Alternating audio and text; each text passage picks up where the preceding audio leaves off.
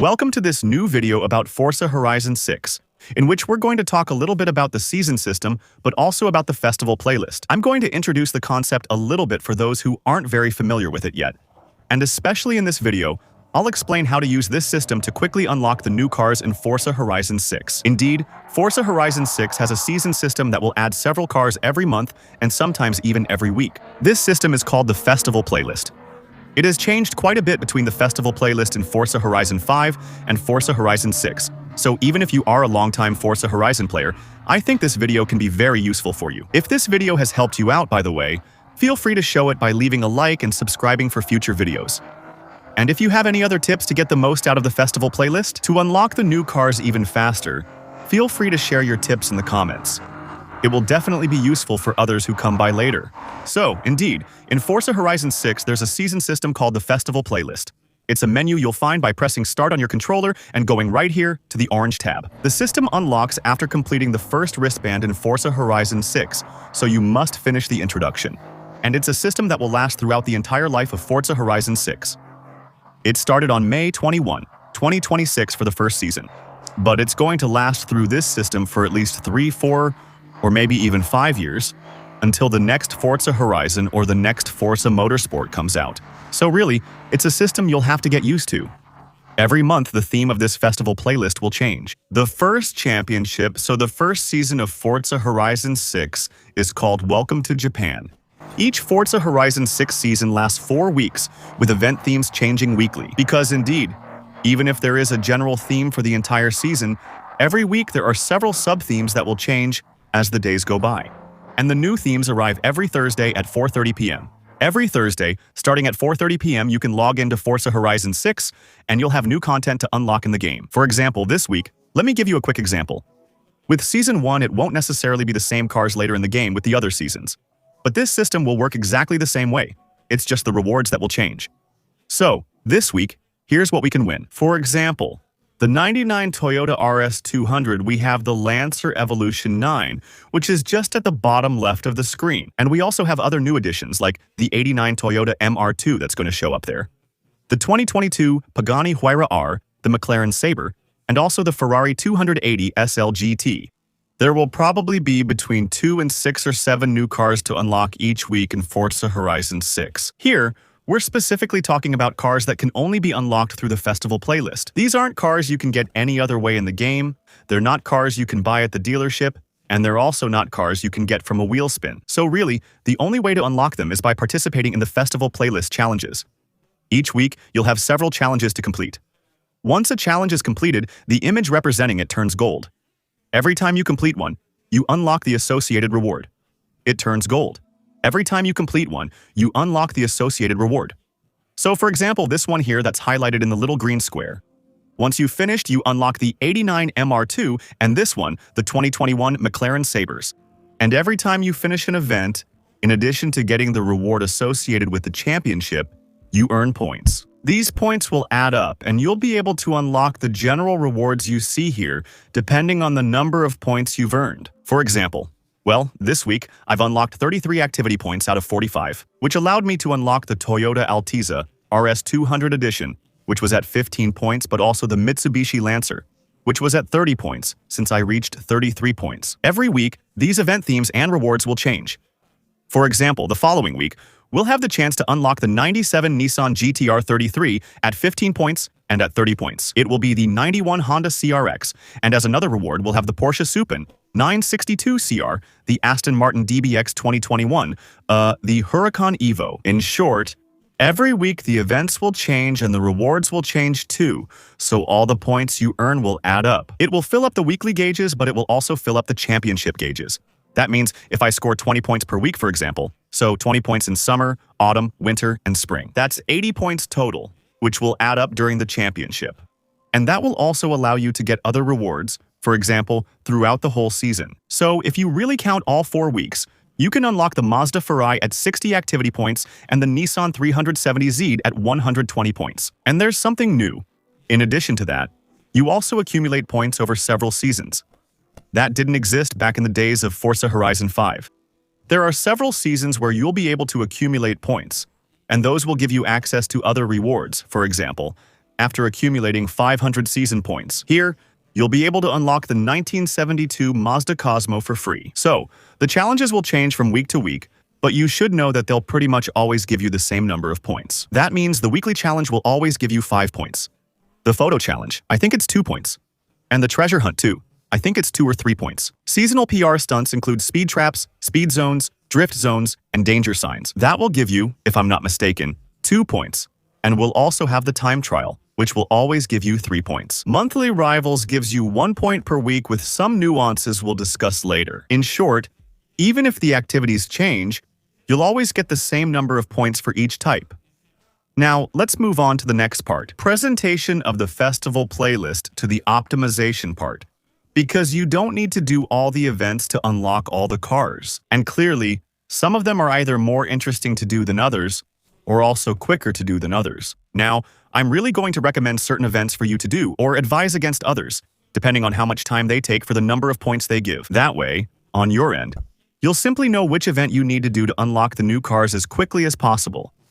The first very interesting thing to complete is the monthly rivals. As I was saying, it only gives you 1 point, but it's very quick to do. And above all, the advantage is that once you've completed it, it gives you 1 point for the current week, but also 1 point for all the other weeks of the season. As you've probably figured out, this isn't a weekly challenge, it's a monthly challenge. In fact, in just a few seconds, or just a few minutes, you're not going to unlock just 1 point, but actually 4.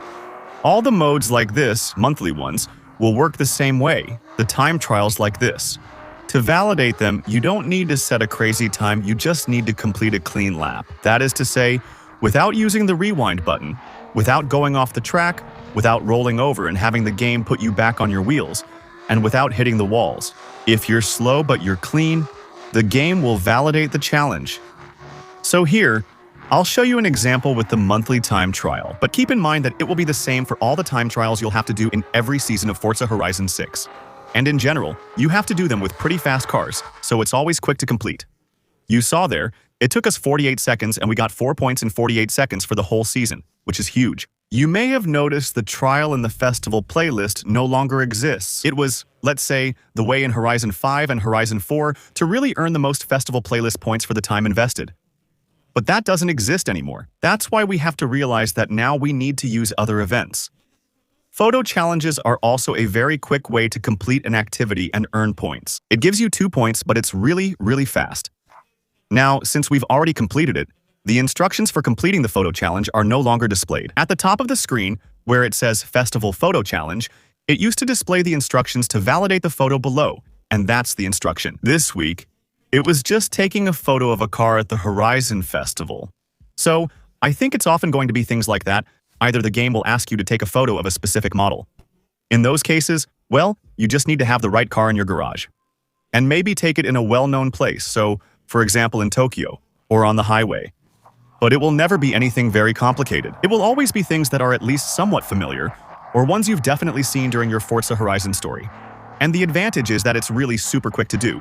You teleport to the place where you need to take the photo.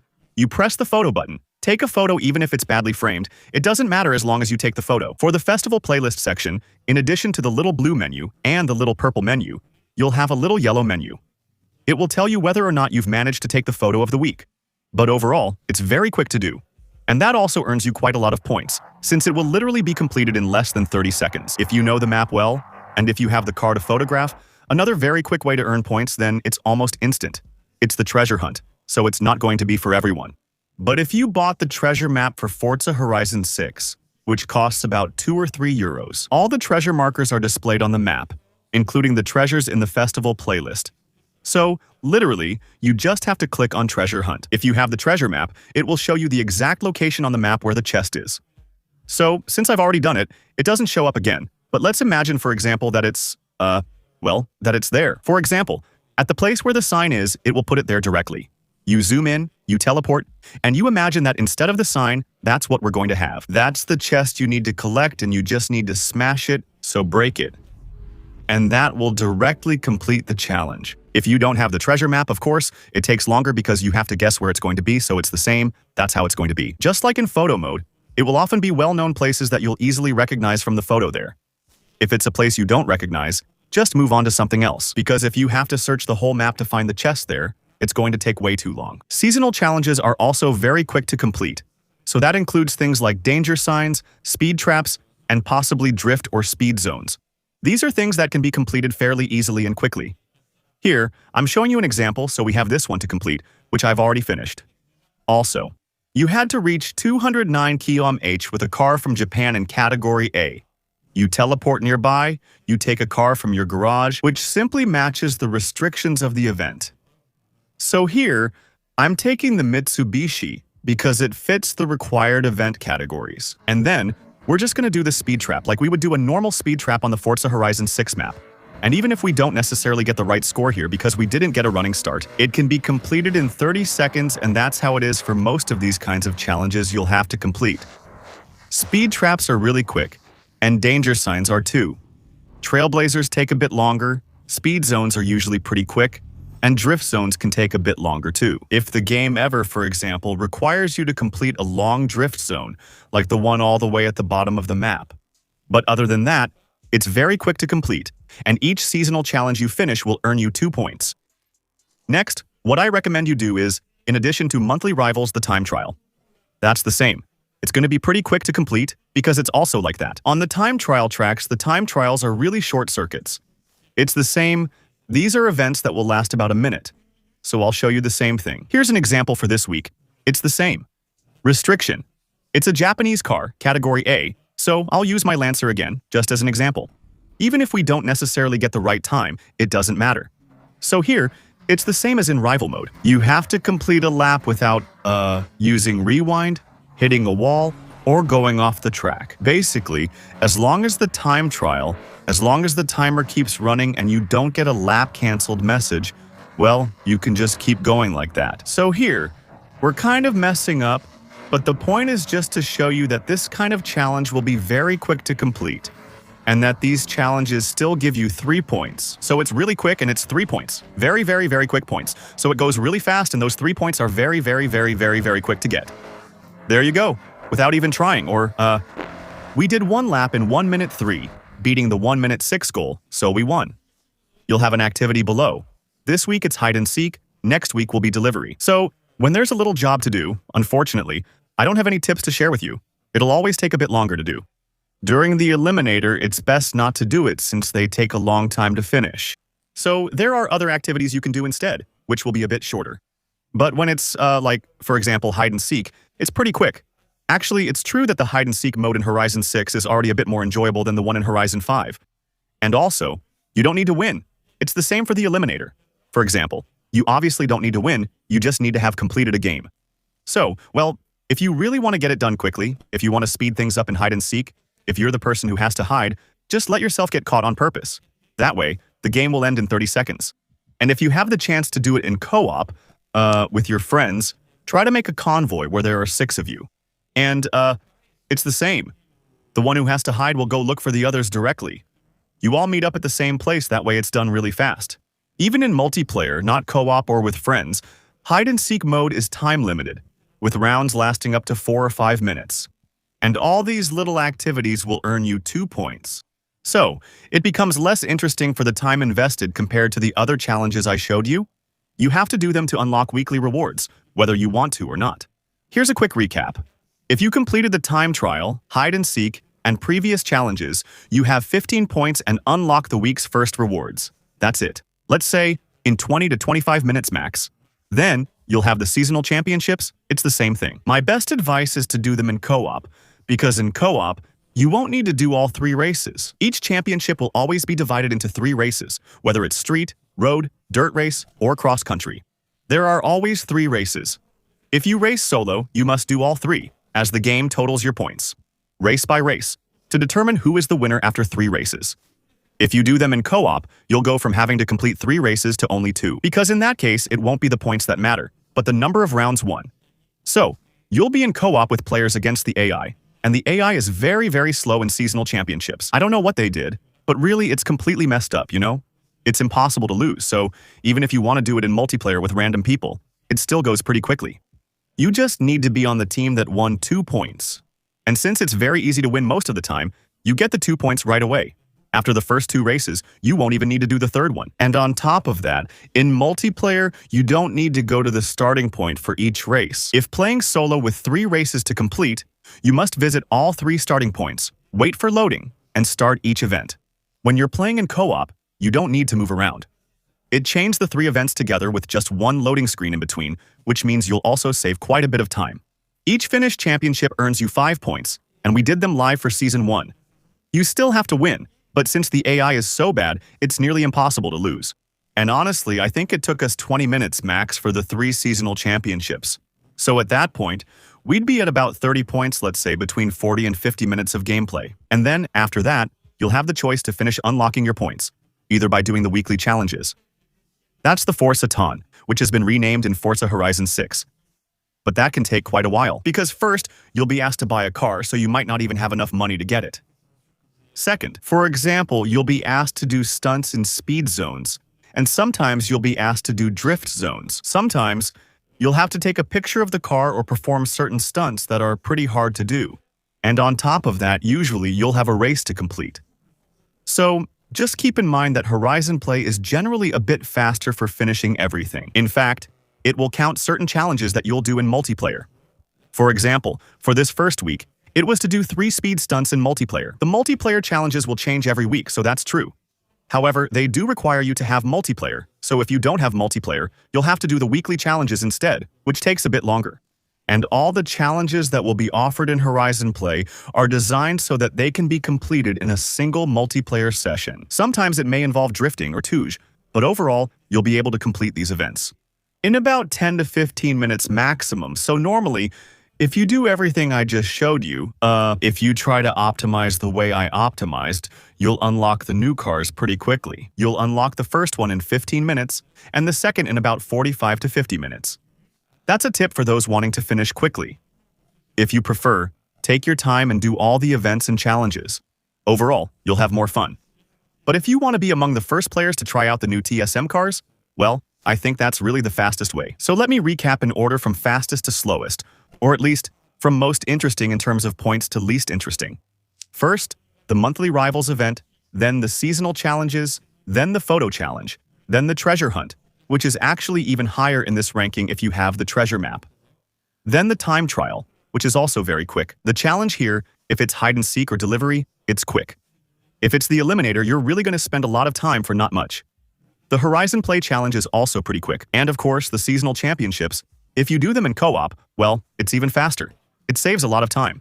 Overall, if you follow this order of events, well, there's no difficulty at all. You should be able to unlock all the cars easily. The festival playlist system in Horizon 6 is also faster and simpler to finish than in Horizon 5. Maybe also less annoying, so we'll see in the long run. But actually, the fact that they removed the test isn't so bad, because often, the trial used to take a long time to matchmake, and completing the event took a long time, especially since it was co-op against AI, but the AI was set to a high difficulty level. If you were unlucky enough to play co-op with people who weren't good, or who pushed you into walls, accidentally, or to troll you, that happened sometimes. We had to restart the trial several times and wasted a lot of time. In the end, it did unlock quite a few points at once, but do you really have to do it twice already? The trial took too long for the points earned. So, we have a section that is actually, in my opinion, easier to complete and also faster.